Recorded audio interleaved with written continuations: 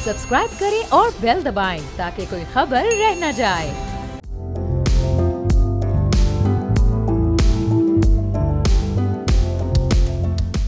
अस्सलाम वालेकुम, मैं बाब जहांगीर। आप देख रहे हैं प्रोग्राम व्यापार। कारोबारी हफ्ते का आज आखिरी रोज़ है और पाकिस्तान स्टॉक एक्सचेंज में आज तेज़ी का रुझान देखा गया है। कारोबार के अख्ताम पर हमने देखा कि 200 से ज़ायद पॉइंट्स का इजाफा हुआ और आज भी इंडेक्स ऊपर की तरफ गया, लेकिन गुज़िश्ता चंद रोज़ में हमने उतार चढ़ाव का सिलसिला देखा था। और जो आने वाला हफ्ता है वो बड़ा इंपॉर्टेंट होगा, चूँकि इलेक्शन वीक होगा और उसमें कारोबार किस अंदाज से आगे बढ़ेगा और कितना मुतासर होगा। और आज कारोबार की क्या सूरत हाल रही जानेंगे स्टॉक एक्सचेंज में मौजूद बोल न्यूज़ के नुमाइंदे कफ़ील अहमद से।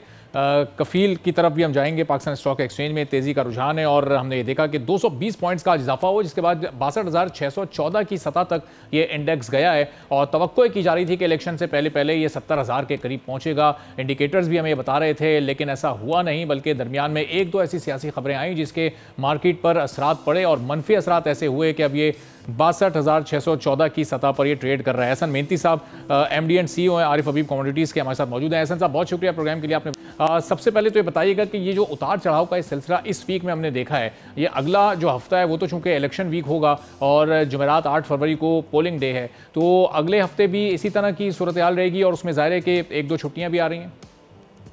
देखिए, इकोनॉमिक डेटा इस वक्त जो हमें रिसीव हुआ है वो काफ़ी मुस्बत है। अगर आप देखें तो एक्सपोर्ट नंबर्स के अंदर 27% तक इजाफा है। इसके अलावा 39% तक ट्रेड डेफिसिट के अंदर जो है कमी देखी गई है, जो कि जुलाई से जैन हमें डेटा जो है वो रिसीव हुआ है। तो आई थिंक कि ये काफ़ी अच्छी पेशरफ्त है। इकोनॉमिक इंडिकेटर जब इम्प्रूव होते हैं और फिर SBB पॉलिसी भी जो है वो स्टेटस को बरकरार रखने की थी, बनिस्बत इसके कि हमने इन्फ्लेशन को 28% तक देखा, बट डिस्काउंट रेट अभी भी 22% तक है और जाहिर है काइबोर का रेट जो है वो उससे कई ज़्यादा जो है वो कम है, 2 से 3% उससे भी कम है।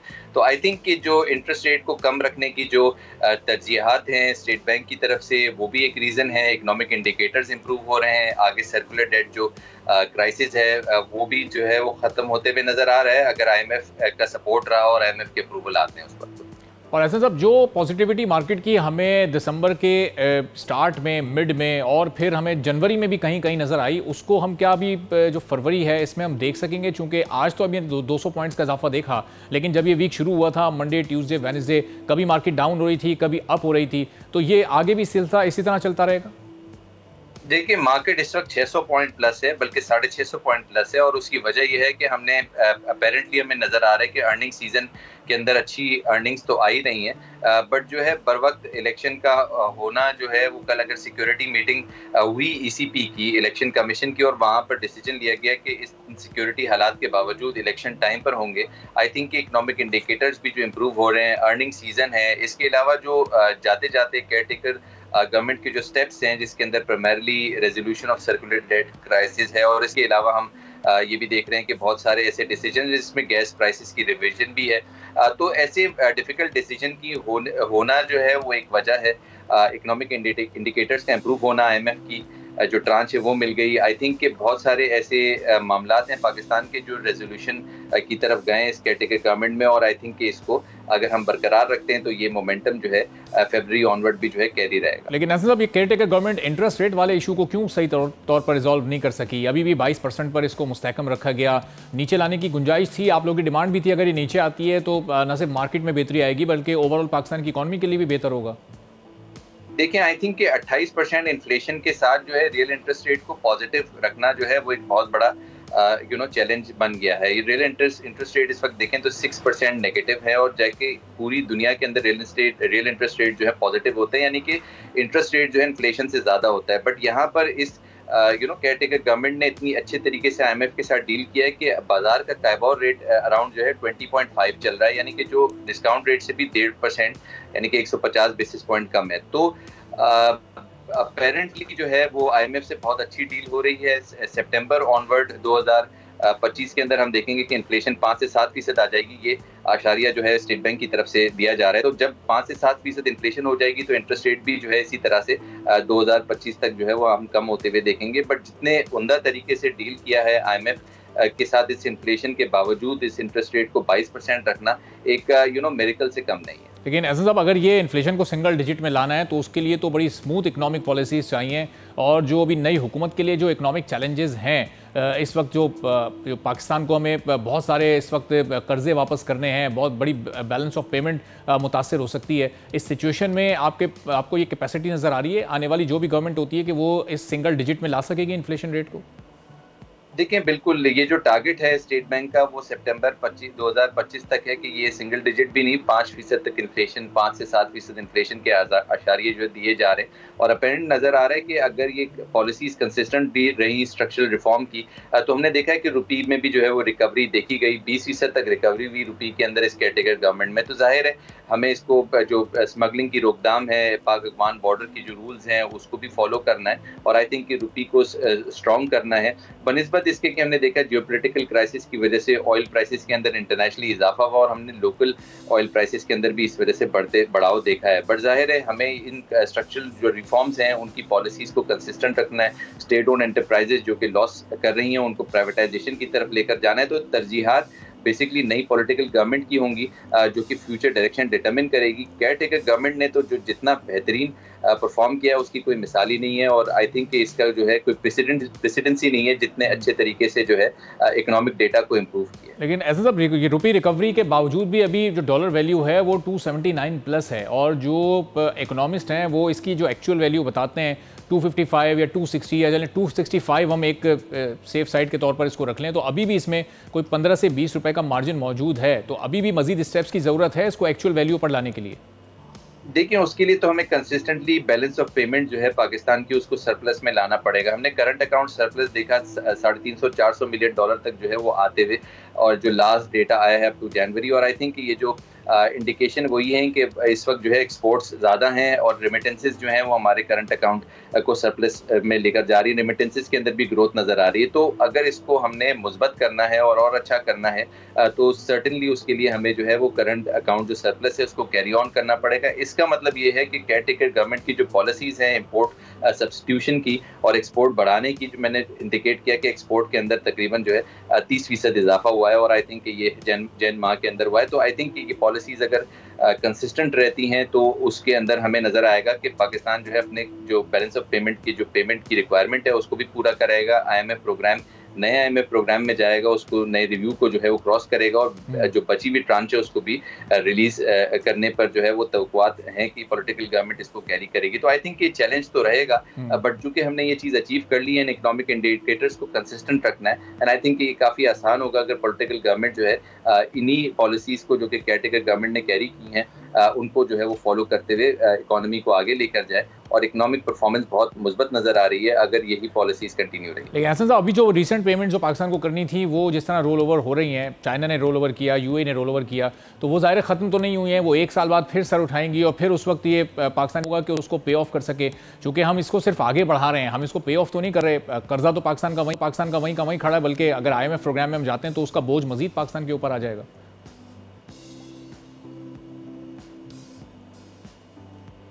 एहसन साहब, मेरी आवाज़ आ रही है?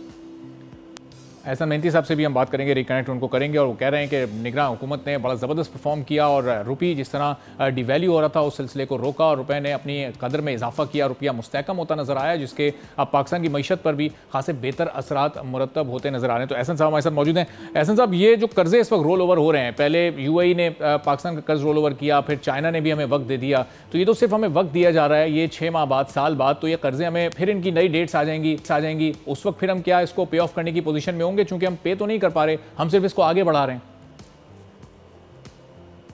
हमने जो है वो कंसिस्टेंटली रोल ओवर करना है, और जब तक हम करंट अकाउंट सरप्लस नहीं लेकर आ जाएं, और कंसिस्टेंटली अगर रोल ओवर होता रहा, और जाहिर हम देख रहे हैं कि इस वक्त UAE ने भी रोल ओवर किया $2 बिलियन का डिपॉजिट, और फिर उसके बाद इस वक्त चाइना ने $2 बिलियन का रोल ओवर किया। तो आई थिंक कि जो लोन रीपेमेंट, और आई थिंक कि इसको इन पॉलिसीज़ को हमें अनफॉर्चुनेटली कंसिस्टेंटली जो है लेकर जाना पड़ेगा, क्योंकि ये डेट तकरीबन जो है $70 से $80 बिलियन का है, जो कि हमने अगले 2 से 3 साल में देना है। तो ये तो पॉलिटिकल गवर्नमेंट जो है उसको ऐसी अपनी पॉलिसीज़ जो है वो रिलेशनशिप इतनी अच्छी रखनी पड़ेगी तमाम नेबरिंग कंट्रीज़ के साथ कि हमें कोई दिक्कत नहीं हो इसके अंदर। बट ये कि अब ये हमारे लिए जो है, जब तक हम करंट अकाउंट सरप्लस लाते नहीं रहेंगे तब तक हमारी रीपेमेंट जो है हमेशा जो है वो एक बहुत बड़ा चैलेंज होगी। और आई थिंक कि उस चैलेंज को हमने अबूर भी किया है, बहुत हद तक हमने रोल ओवर्स भी किए हैं। अब ये हमें जो है एक लाइफस्टाइल बनाना पड़ेगा रोल ओवर का, और उसके अंदर हमें अच्छी पॉलिसीज जो है हमारे नेबरिंग कंट्रीज के साथ कैरी करनी पड़ेगी। बहुत बहुत शुक्रिया एहसन मेहंदी साहब और हबीब कमोडिटी हमारे साथ मौजूद थे। वो कह रहे थे कि जो निगरान हुकूमत ने इकदाम उठाए हैं, अगर आने वाली मुंतखब हुकूमत भी उन्हीं इकदाम और उन्हीं मुआशी पॉलिसियों को लेकर आगे चलती है तो हालात में खासी बेहतरी आ सकती है और पाकिस्तान में इन्फ्लेशन आगे चलकर 2025 में सिंगल डिजिट में और 5% तक भी नीचे जा सकती है। अब कुछ अच्छी खबरें भी सामने आ रही हैं। OGDCL की तेल और गैस की मकामी पैदावार में इजाफा हुआ है। कुछ कुएँ ऐसे हैं जहाँ से अब ये काफ़ी खाम तेल निकलना शुरू हुआ और इसकी जो मकदार बताई जा रही है वो 350 बैरल खाम तेल यौमिया की पैदावार शुरू हो चुकी है। और ये वेस्ट कुआं 2 सिंध टंडो अलायार में जहाँ से ये तेल निकलना शुरू हुआ है। लेकिन क्या सिर्फ चंद एक इस तरह के कुएँ या तेल के ज़खायर का पाकिस्तान की ज़रूरत को पूरा करने के लिए काफ़ी होंगे या फिर हमें इस तरह के कई और ज़खायर को दरियाफ्त करना पड़ेगा? इसी पर हम गुफ्तगू करेंगे। मोइन रज़ा खान साहब हमारे साथ मौजूद हैं, हमारे माशियात हैं, ऑयल गैस मिनरल्स और एनर्जी के एक्सपर्ट भी हैं। मोइन साहब बहुत शुक्रिया प्रोग्राम के लिए, आपने वक्त निकाला। ये जो नए ज़खायर दरियाफ्त होते हैं, चाहे इनसे 350 बैरल यौमिया तेल निकल रहा हो या थोड़ी बहुत इसकी जो क्वांटिटी है वो कम ज़्यादा हो या कम हो, ये कितना मददगार साबित होते हैं मोइन साहब पाकिस्तान की ज़रूरत के मुताबिक? पाकिस्तान की जो एनुअल कंजम्पशन है, जो डेली कंजम्पशन है ना उसका, यानी डेली एवरेज अगर हम एनुअल पे बेसिस 4,35,000 बैरल पर डे। हम इस वक्त प्रोड्यूस कर रहे हैं 70,000, तो 16% के करीब जो है ये पाकिस्तान का जो रिक्वायरमेंट है हम प्रोड्यूस कर रहे हैं। तो ये तो जाहिर है कि 350 तो उसमें कुछ भी नजर नहीं आता, लेकिन मैं कोई डिस्क्रेडिट नहीं करना चाहता किसी की भी एफर्ट को। OGDC की अच्छी काम, मतलब नई डिस्कवरी होना, एक ड्रॉप ऑयल का इंपॉर्टेंट है। इंडिजिनस ऑयल एंड गैस की प्रोडक्शन पर हमेशा मैं जोर देते रहा हूँ। तो इट इज़ गुड। 350 4,35,000 की रिक्वायरमेंट में आप खुद समझ लें कि क्या इसका फिगर होता है ये। लेकिन OGDC की अपनी प्रोडक्शन जो है वो तो आप समझ लें कि दिसंबर के महीने में 33,300 बैरल थी पर डे की, तो उसमें 300 का ये इजाफा हो जाता है। फिर अभी इन्होंने कुछ अर्से पहले, अभी मेरा ख्याल 24 जनवरी की खबर थी, एक वेल था उनका सोनो, उसमें से भी उन्होंने उसमें कुछ नई टेक्नोलॉजी इस्तेमाल की, उससे भी 1850 बैरल पर डे का इजाफा हुआ था। तो OGDC काफी, इसका मतलब है कि प्रोडक्शन एनहांसमेंट में काम कर रही है। तो ये कहते हैं ना, कतरे कतरे से दरिया बनता है। तो ये इंडिजिनस ऑयल एंड गैस की एक्सप्लोरेशन कर बहुत इंपॉर्टेंट है। इस पर हमेशा मैंने जोर दिया और अल्लाह का शुक्र है कि ये बेसिकली एक्सप्लोरेशन तो नहीं है, ये दूसरा वेल है, यानी कि अप्रेजल वेल है। एक डिस्कवरी ऑलरेडी हो चुकी थी, डेवलपमेंट वेल है। लेकिन again, every drop of additional oil, indigenous oil is extremely important. और मोइन साहब, ये इन डिस्कवरीज पे लगती है, वो भी ज़ाहिर है ह्यूज इन्वेस्टमेंट होती है, तो जितनी इन्वेस्टमेंट इस पर लगती है उतना हमें आउटपुट या उतना रिजल्ट मिलता भी है। अब ये 350 बैरल अगर मिल रहा है और इस पर एक ह्यूज इन्वेस्टमेंट लगी हुई है, तो ये एक फ़ायदे का सौदा है या फिर कहीं कहीं हमें घाटा भी हो जाता है? 350 बैरल जो है ना, देखें, मैं इसमें वेल इसकी मुझे नहीं पता कि क्या इसकी डेप्थ है वेल की, लेकिन तकरीबन 5 से 6 मिलियन डॉलर का खर्चा आता है जहां पर ये वेल है। असल में ये जो वेल आप बात कर रहे हैं, ये जो वेल की 14 जनवरी को अनाउंसमेंट होती है, ये वाला वेल है, इसका नाम है दर्स 2। और जो 24 जनवरी को जिसमें टेक्नोलॉजी इन्होंने इस्तेमाल की थी, इलेक्ट्रिक सबमर्सिबल पंप की लेटेस्ट टेक्नोलॉजी है, तो ये बहुत पुरानी टेक्नोलॉजी, तो उससे इजाफा हुआ था तकरीबन समझ लें कि कोई 1850। तो ये वो भी डेवलपमेंट वेल था, एक्सप्लोरेशन नहीं था, नई डिस्कवरी नहीं है, पुरानी फील्ड के अंदर ही एक नया वेल है। कॉस्ट तो इस पे बहुत आती है। अब 350 बैरल की इकोनॉमिक्स जो है वो बहुत जबरदस्त तो नहीं होगी, तकरीबन 5-6 मिलियन डॉलर का ये वेल लगा होगा, तो 350 बैरल, और फिर इसकी सस्टेनेबिलिटी बहुत इंपॉर्टेंट है। कब तक ये प्रोड्यूस करेगा 350 बैरल? अगर ये 2 साल 3 साल में खत्म हो जाता है, तो ये तो सारी बातें जो है ना, जब तफसीली रिजल्ट्स देखने के बाद। अच्छा, मुझे जो यहाँ के फिगर जो दीगर आ रहे हैं गैस के, अभी बड़े हौसला अफजा हैं कि अब यहाँ जो ये कुआं 2 है, इसी से 80 लाख मुकअब फीट यौमिया गैस भी पैदावार में इसका आगाज़ हो गया है, और फिर 20 मेट्रिक टन यौमिया LPG की इजाफी पैदावार भी यहाँ से शुरू हो गई। तो अब OGDCL ये हमें बता रहा है, ये फिगर शेयर कर रहा है कि 50 मिलियन अमरीकी डॉलर का इम्पोर्ट बिल पाकिस्तान पर से कम होगा। तो ये तो बहरहाल एक अच्छा अमाउंट है अगर ये इम्पोर्ट बिल से माइनस होता है तो। हाँ, ये असल में देखें, ये 8 मिलियन क्यूबिक फुट की गैस है। इंपॉर्टेंट चीज जो होती है वो ये होती है, गैस के साथ ऑयल तो आप फौरी तौर पे प्रोड्यूस करना शुरू कर सकते हैं और सारे गैस भी निकलेगी तो उसको प्रोसेस करना पड़ता है, लेकिन क्योंकि ये इनकी फैसिलिटीज के करीब है तो ये बहुत जल्दी टाई इन हो जाएगा गैस सिस्टम में। तो इंशाल्लाह ताला ये 8 मिलियन क्यूबिक फुट की जो गैस है ना, ये बहुत हौसला अफजा है। 350 बैरल का जो ऑयल है वो तो naturally it's not a big figure, it's a very small figure. इसकी जो गैस है 8 million, that is significant, I would say. But again, sustainability, कब तक, कितने अरसे तक? तो ये एफर्ट्स जो एक्सप्लोरेशन की होती हैं ये तो कंटिन्यूस चीज है और इसको होते रहना, क्योंकि जमीन में लामहदूद ज़खायर तो नहीं होते, तो वो तो खत्म भी हो जाते हैं, उनकी प्रोडक्शन भी डिक्लाइन होती है, और ये तो वैसे भी कम प्रोडक्शन है तो कितने अरसे में ये खत्म हो जाएगी। अच्छा, जिस एरिया में ये है, ये सांगड़, बदीन, टंडोवालायार का रीजन है, इसमें जो फील्ड्स है ना वो सब बहुत छोटी छोटी हैं, ज्यादा बड़ी नहीं है। ये बदीन का जो यूनियन टेक्सास का यूनाइटेड एनर्जी पाकिस्तान का जो आजकल UEP के नाम से है, यूनियन टेक्सास ने डिस्कवरी की थी, फिर उसके बाद BP हो गई, या UEP उसका नाम चेंज हो गया यूनाइटेड एनर्जी के नाम से।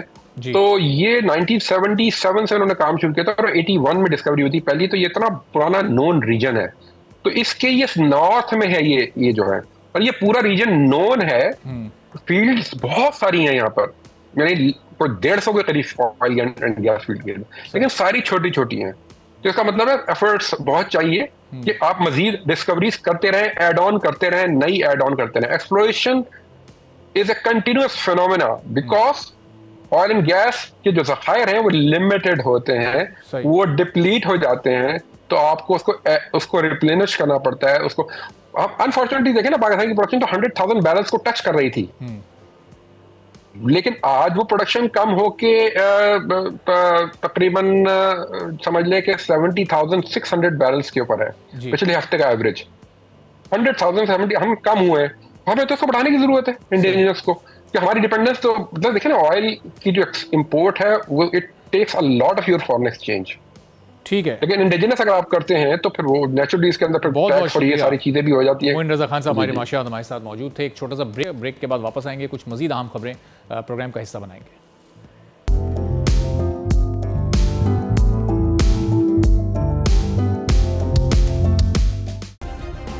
सब्सक्राइब करें और बेल दबाएं ताकि कोई खबर रह न जाए।